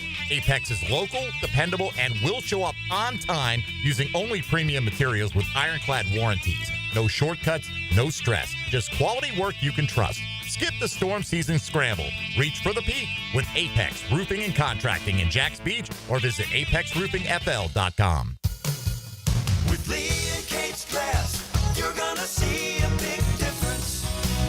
Hey, it's Frank Frangie. Look, when it comes to glass needs around the home, there's one name I trust, Lee and Kate's. It's local, family-owned, and they've been part of our community since 1926. They've taken great care of me over the years, and I know they'll do the same for you. Visit LeeandKatesGlass.com. With Lee and Kate's Glass, you're gonna see a big difference. Lucas Tree Service is a certified arborist and a local family-owned business with over 45 years of experience. They specialize in tree removal, trimming, and stump grinding for both residential and commercial properties. Get prepared for storm season and receive top-notch customer service from Lucas Tree Service, 904-241-3533. Online at lucastreeservice.com. Frank Frangie here for Coil Fencing. Jacksonville is full of memorable sports moments. Remember Hal Sutton when he famously said, "Be the right club today"? Well, that's what Coil Fencing delivers, the right fence today. And they've been delivering the right fencing for both commercial and residential properties for nearly 100 years. If you're in the market for a new fence, call Coil & Sons today at 904-356-4821 or visit coiljacks.com. That's COYLE Jacks.com. Yo, it's your boy E to the T here, and I know that getting into an accident is stressful, but getting the proper care doesn't have to be. That's why I recommend McGowan Spinal Rehabilitation Center. Even if you're at fault, your insurance covers you. And remember, you have the right to choose your own doctor. Even a minor accident can cause whiplash for years if it goes untreated. So don't wait. Call the auto accident experts at McGowan Spinal Rehabilitation. Your recovery starts today. 1010XL is presented by Farah and Farah, exclusive injury law firm of the Jacksonville Jaguars. Protecting you and your family. Call 396-5555. Jacksonville. This is Hacker After Dark on 1010XL. Yes, it is. With you till 10 o'clock, as we are every night. 1010XL, 92.5 FM. Tomorrow, I'll be back on with Frank Frangie on the Frangie Show from 4 to 6. And then right back here with you, Hacker After Dark, from 8 o'clock until 10 o'clock tomorrow night. And for the remainder of the week, we will kick off our NFC West previews. We're going one division per week leading up to the start of Jaguar training camp.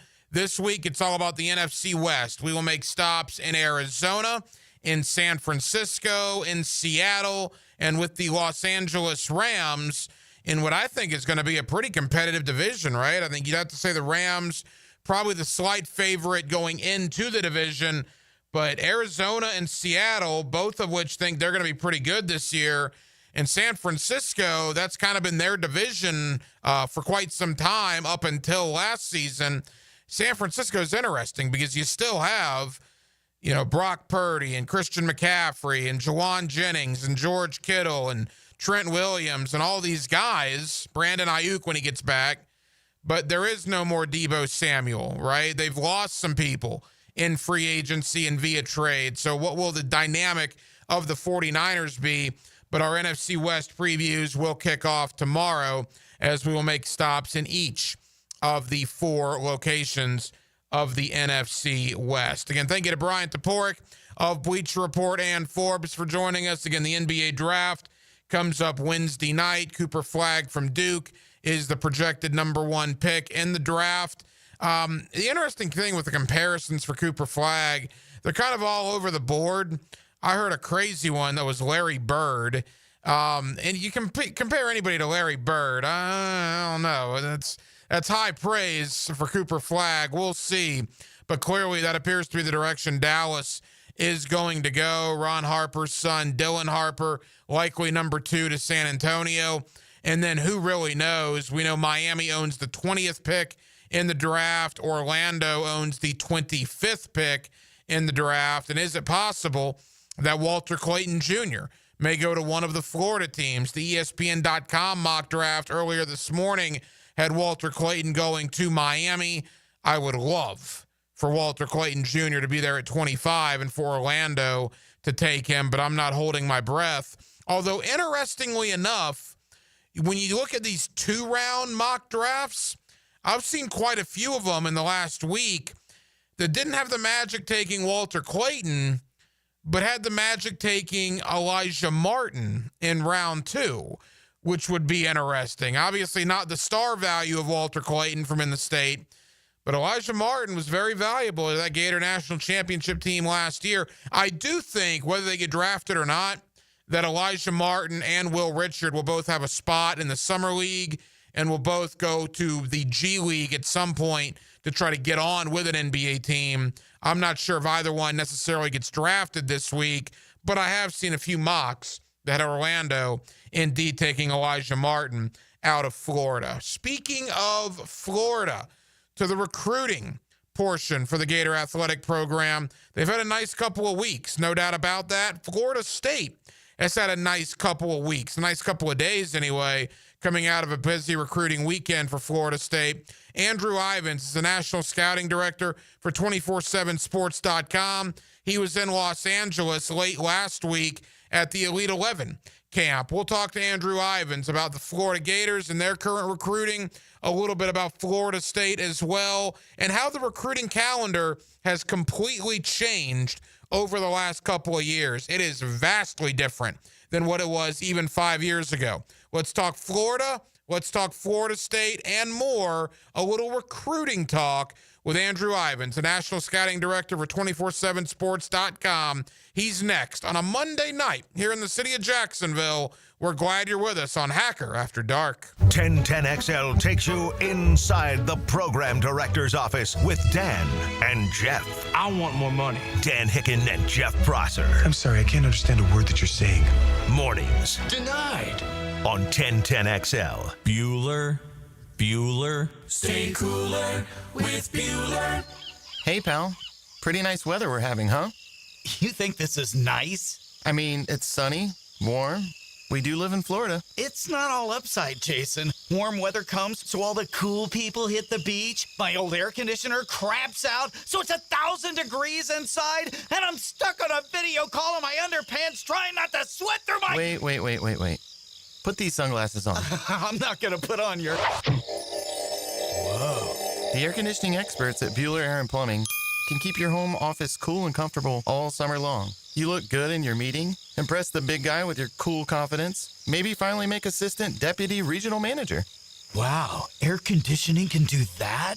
Life moves pretty fast. If you spend all summer worried the weather is going to be too nice, you could miss it. Stay cooler with Bueller. Visit BuellerAir.com. Registration is now open for the Circle K Greater Jacksonville Kingfish Tournament. Over $250,000 in cash and prizes available, with payouts up to 20 places. Of course, there's great prizes for lady anglers, and bring along your junior anglers as well. Register today at kingfishtournament.com. Even if you're not on the water, spectators will enjoy fun exhibits, food, kids' activities, and a fireworks display at the Circle K Greater Jacksonville Kingfish Tournament. This is your Mad Dad's Update with Chapter President Donald Ford. In our effort to curb crime, drugs, and violence during the summer months, we are offering Friday Night Lights. It has already started and will be going until school starts back. It is every Friday night from 6:30 to 9:30 at the Blacktop, 5732 Normandy Boulevard, and behind the Potter's House Christian Academy. We manage 3 basketball courts. You are not running on the cement. We have covering on each court. The Lakers, the Magic, and the Heat. Ages 15 to 40 years old. This will give them something to do other than selling drugs and getting into trouble. We have monitors there giving leadership. We have to wake up, stand up, and speak up. Hit me on Facebook and tell me what you think. Or MattDadJacksonville.com. Hey folks, Mike Dempsey here for Dandy Foods, a Jacksonville family business for nearly 70 years. Heck, I've been talking about them for over a decade. The Thompson family's secret, Dandy is never frozen. Always fresh baked bread with quality meats and cheeses. No dry, crumbly subs here. Only soft and tasty deliciousness. When I see that logo with the little guy with the cane on the label, it tells me I'm getting a trusted brand and a quality sandwich. So do what I do. Stop in at a Circle K and make yours a Dandy today. Listening that fits your schedule perfectly. Absolutely brilliant. Go on demand. Ad-free shows after the live show's end. How about that? Channeled by Duck Rooter Plumbing, Septic and Air Conditioning. Search where you find podcasts. This is Mark Nato. My sons and I have seen the doctors and PAs at Southeast Ortho for everything from lumbar spine stress to elbow tendonitis. Southeast has always been there, been truthful, and always been on point. Everything they say happens. We can't thank them enough for what they've done and the great care that they have taken of our sons. Relieve pain and get back to life. Southeast Orthopedic Specialists. What does your dream backyard look like? Hey, it's Joe C. and my friends at CSS Fireplaces and Outdoor Living can design an outdoor kitchen layout custom built to your taste and lifestyle. You dream it, they can build it. CSS Fireplaces and Outdoor Living. Visit cssoutdoor.com.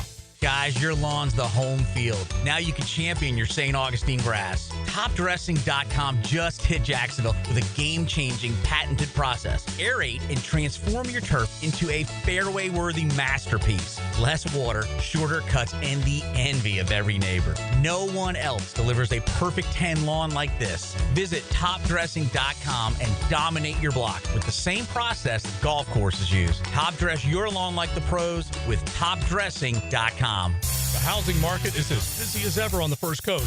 And if you've moved in or moved on, make sure you have a team of trained electricians ready to help. American Electrical can make sure you're up to date electrically and maximize your living experience. Smart home automation services, home theater systems, outdoor and dock lighting, and backup generators. American Electrical can do it all. A team you can trust with highly trained technicians ensuring you have the best living experience. American-Electrical.com, a leader on the First Coast and powered by professionalism. Hi, I'm Sean Monahan from Monahan Jewelers in Atlantic Beach. Since 1977, we've been Jacksonville's local family jeweler with a beautiful selection of fine jewelry and certified diamonds. But we're also Jacksonville's leading buyer of gold, silver, and diamonds from the public. Gold's recently hit an all-time high at over $3,000 per ounce. Pay bills, buy something fun. Now is the time to sell your gold for cash and get top dollar, or trade it in for a new piece and get even more at Monahan Jewelers in Atlantic Beach. Brendan here with Checkmate Coating. No massive overhead means top prices on top quality pool decks, driveways, garages, and patios too. Checkmate Coatings. Your floor's missing piece. 1010XL is presented by Farah & Farah, exclusive injury law firm of the Jacksonville Jaguars. Protecting you and your family. Call 396-5555. Jacksonville. Now, another great guest on the Checkmate Coatings phone line. Hello. Your floor's missing piece. Back here on 1010XL and 92.5 FM in the city of Jacksonville. We are glad you are with us. The middle to latter portion of June. Boy, recruiting has really heated up in both Gainesville and in Tallahassee. And we got the Elite 11 finals going on with the best high school quarterback prospects in the nation, which includes Will Griffin, who's committed to the University of Florida. Andrew Ivins is Director of Scouting for 247sports.com. He's out at the Elite 11, and Andrew's always kind enough to join us here on 1010XL. Andrew, how you doing? I'm doing good. Day 3 of the Elite 11 finals about to take way. So it's been a fun event. You mentioned it, Will Griffin, the Florida commit, longtime Florida commit out here competing with 19 of the other top quarterbacks from around the country. And, 2 years ago at this event, DJ Lagway was kind of one of the stories. He was a guy that we saw go through 3 days of workouts. You saw the frame. You saw the potential. You knew it wasn't all there just yet. But we left Los Angeles thinking, okay, if this kid has a productive senior season, he might be a 5-star prospect. Now you look up 2 years later, and he's one of the cover boys of college football. So always good to get a chance to evaluate these guys and kind of size them up. Billy Napier and the Gators have been very hot on the recruiting trail. I want to talk to you about that, Andrew. But first and foremost, let's talk about Will Griffin. I think a lot of Gator fans starting to follow recruiting now, maybe don't know a lot about the quarterback that's been committed to them for a long time. What can you tell us about Will Griffin? Well, he's built like Tim Tebow, right? He's 6'3", 230 pounds. I think he's got the biggest hands of the 2026 cycle. I mean, they might be 11 and a half inches. And he's a kid that has played a ton of football. We have 16 quarterbacks right now inside our top 247.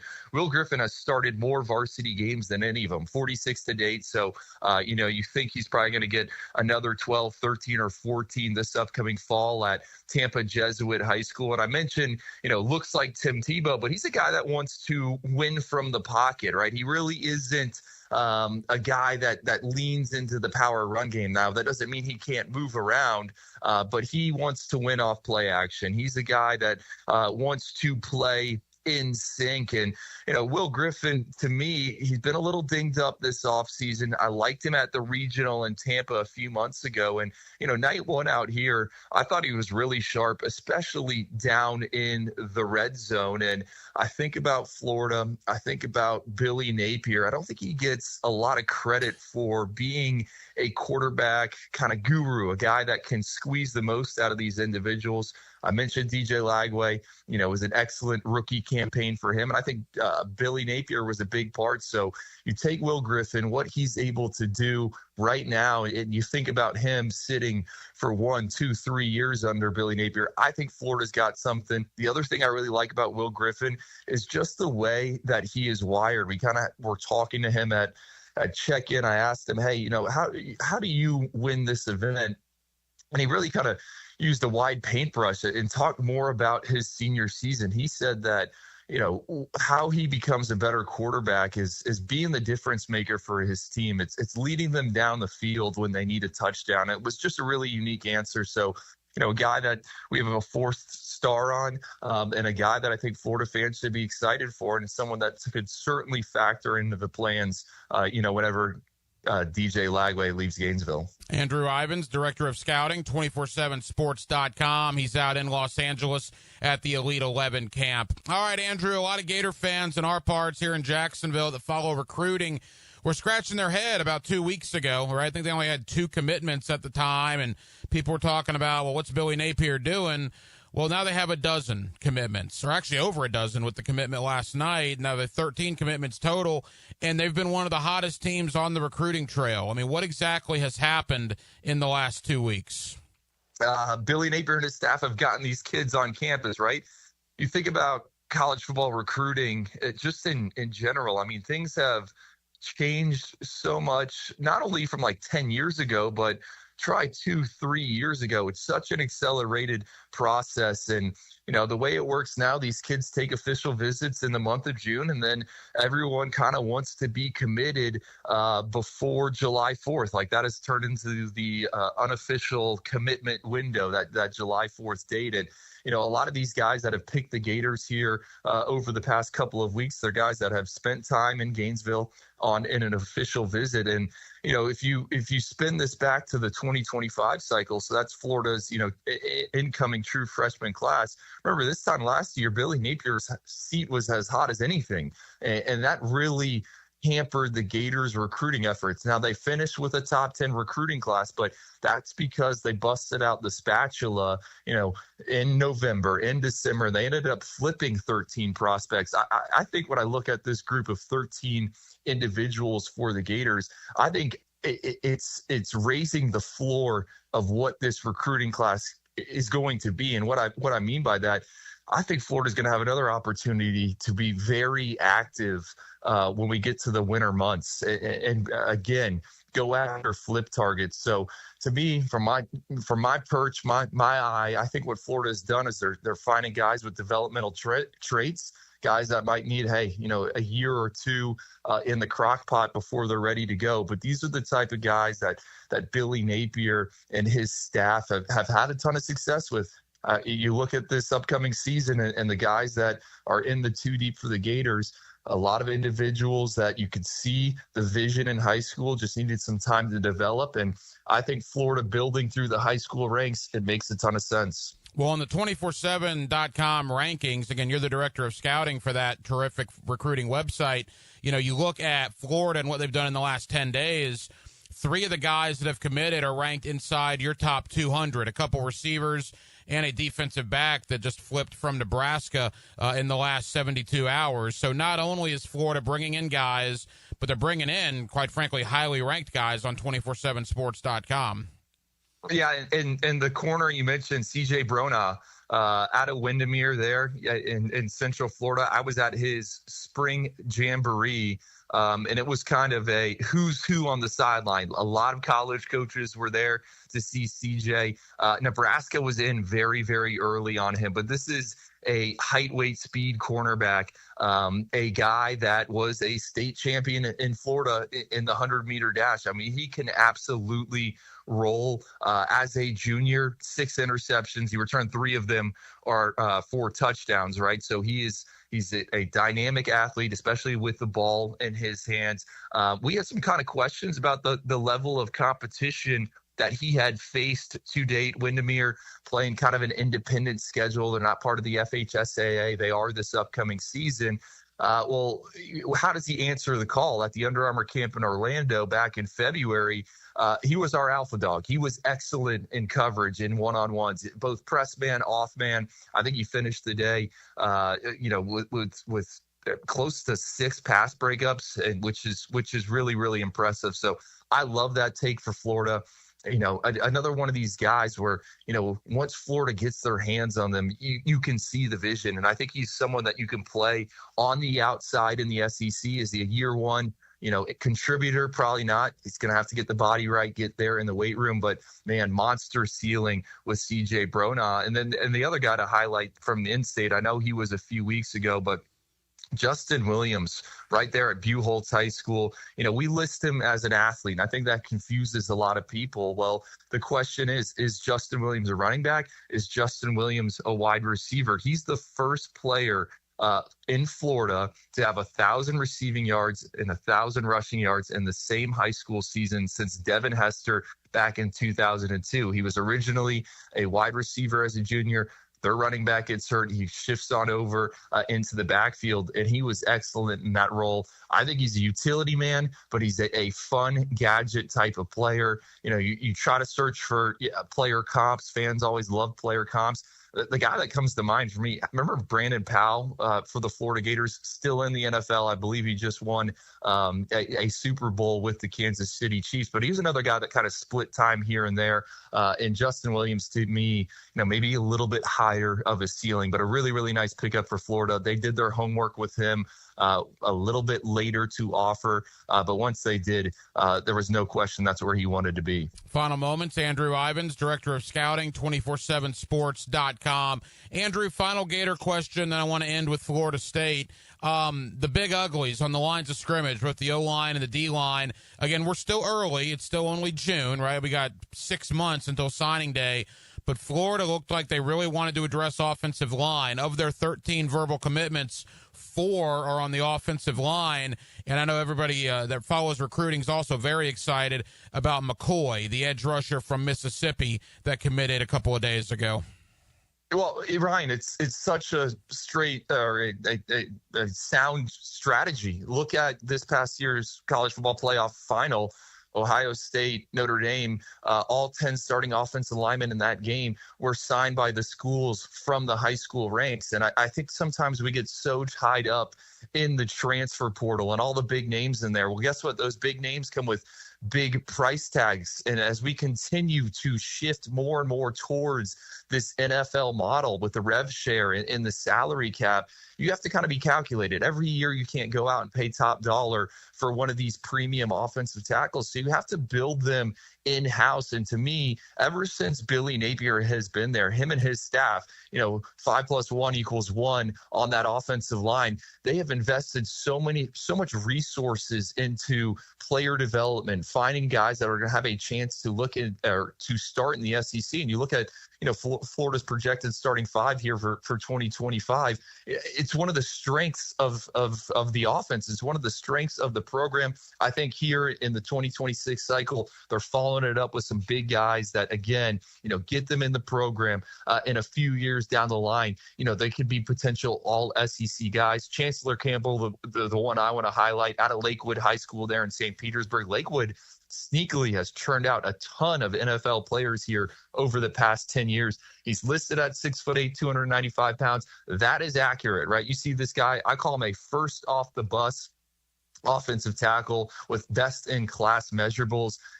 Not maybe the most natural knee bender, but man, he can extend the arc. Really, really like him. You brought up Jarelyn McCoy out of Mississippi, the defensive lineman. He's another one where checks off box after box when it comes to the physical traits and what he could be at some point down the line. He played in the Under Armour All-America game this past year. Really, really good in that setting. But as a junior at Tupelo High School there in Mississippi, wasn't in the starting lineup at times, only 1.5 sacks. So he's one where we've kind of circled, okay, what does the senior season look like? Because he's got all of the physical stuff. We just need to see that on-field production.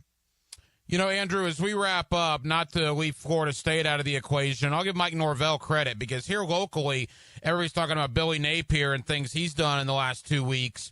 Pretty quietly, Florida State has put a couple of things together as well. How are the Seminoles doing on the trail right now? Well, I said it a few minutes ago, right?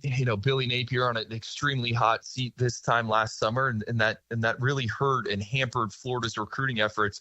I think that is Mike Norvell and the Seminoles this cycle, right? Coming off a 2-win season, not a lot of momentum, a lot of questions about the long-term future and what it looks like there in Tallahassee. With that being said, they're still getting talent on campus and they're getting some of these guys committed. The big one that jumps out for us, the highest ranked of the bunch, Brandon Bennett, wide receiver out of Fort Lauderdale American Heritage High School. This dude can absolutely roll, right? Another state champion in the state of Florida when it comes to track. Gus Malzahn, he's now calling plays there in Tallahassee. He likes to run the football. He likes to run the quarterback. What does he also like to do? He likes to get it to the wide receivers on those jet sweeps and quick screens. And to me, Brandon Bennett is certainly an individual that can make people miss, and he's not going to lose many foot races. I think for Florida State, my big question is, okay, what are they going to do at quarterback? And we started me being on here saying, hey, I'm out at the Elite 11 finals, right? 20 of the nation's top quarterbacks here. I started counting them last night. I think Florida State has been linked to, 4 or 5 of these individuals, and they still don't have an arm in the 2025 cycle. So, how does that come together? It sounds like Jaden O'Neal, a kid out of Oklahoma that's committed to the Sooners. He's kind of the one that Florida State has the most traction with. Is he a fit for what Gus Malzahn wants to do in terms of moving that quarterback around? I'm not sure. But to me, that's a position they got to figure out, right? And I'm interested to see how it plays out. But a group that's sitting, 22nd right now, I think given the situation, not bad for Mike Norvell and the Seminoles. Andrew, it's a busy time of year. It's a hot time of year in recruiting. Tell the good folks here in Jacksonville, man, 247sports.com, the coverage you guys have as recruiting is really heating up here in the summer months. Yeah, 247sports.com. We have a Florida site. We have a FSU site. The teams at those respective operations do an excellent job of covering the program 365 days a year, right? This isn't just a few months in the fall. It is year round. And then obviously you can find me at 247 Sports, like I said, out at the Elite 11 finals, day 3 kicking off here with some 7-on-7 play, and they're going to name an MVP. And what's unique about this, I think in years past, we had an idea, okay, if this guy's going to be the MVP, pretty open in the air. It hasn't been like this in a while. So excited to see how it plays out. Andrew, I know you're incredibly busy out there at the Elite 11. Thank you for taking time out for us. We certainly appreciate it, man. Absolutely. Thanks for having me on. And thank you to Andrew Ivins, the National Scouting Director, 247sports.com, for joining us tonight here on Hacker After Dark. We actually caught up with Andrew at the very end of last week as he was out at the Elite 11 camp out in Los Angeles, a camp the Gator quarterback commit Will Griffin participated in. So we appreciate Andrew taking time out for us. Florida has been very hot on the recruiting trail in the last couple of weeks. Florida State hasn't done that bad on the recruiting trail either in the last couple of weeks. So again, thank you to Andrew Ivins, the National Scouting Director of 247 Sports, for joining us here on Hacker After Dark. We spent some time on that.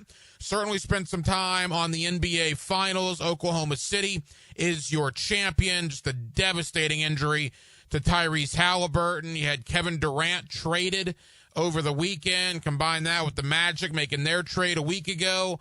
And the NBA draft is Wednesday and Thursday night. So a very busy time in the association. And, of course, we never get too far away from the Jacksonville Jaguars. 1 month from today will be their first on-the-field practice, I believe. They're on July 23rd. So we certainly spent some time on the Jaguars, who did officially sign Travis Hunter over the weekend as well. Well, that will just about do it, man. It has been a very, very busy Monday evening here on Hacker After Dark. We certainly appreciate you guys hanging out with us here on 1010XL and on 92.5 FM. We have a ton of people to thank. Again, Andrew Ivins, 247sports.com. Thank you to Brian Toporek of Bleacher Report and Forbes. Brian is one of our NBA guys here on Hacker After Dark, and we appreciate Brian taking time out for us tonight amidst a very busy schedule that he has right now with the NBA coverage. And back in hour number 1, my buddy Tom McManus, former linebacker for the Jacksonville Jaguars. Always enjoy talking Jaguar football with Tommy, and we appreciate Tom taking time out for us this evening. Now, tomorrow, it's going to be the same all week. I'll be in with Frank Frangie on the Frangie Show from 4 o'clock until 6 o'clock, and then I'll be right back here on Hacker After Dark beginning at 8 o'clock tomorrow evening, and we do hope that you join us then. JJ LaSelva was your producer tonight. JJ, great job as always, man. I'm the Hacker Ryan Green. And again, Jacksonville, thank you for spending part of your Monday evening with us right here on Hacker After Dark on 1010XL and on 92.5 FM. So for all of us here on HAD, have a terrific remainder of your Monday evening, and we will talk to you again both tomorrow at 4 o'clock on The Frangie Show and right back here at 8 o'clock on Hacker After Dark.